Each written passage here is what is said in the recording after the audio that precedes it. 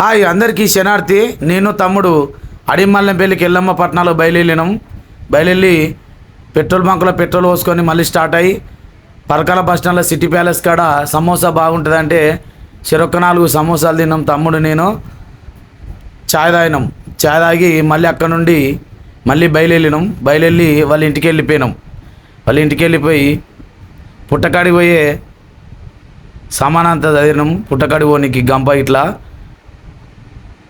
సమానంతా చదివిన పుట్టకాడికి పోయి వచ్చి మైలపొల సుంకులు ఇచ్చి ఎల్లమ్మ తల్లి గద్దేసి ఎల్లమ్మ తల్లి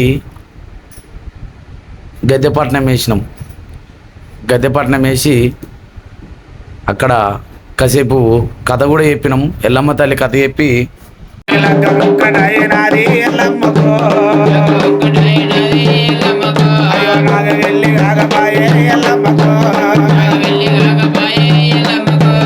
కథ అయిపోయినాక మేకను మత్త ఒలిపినాం.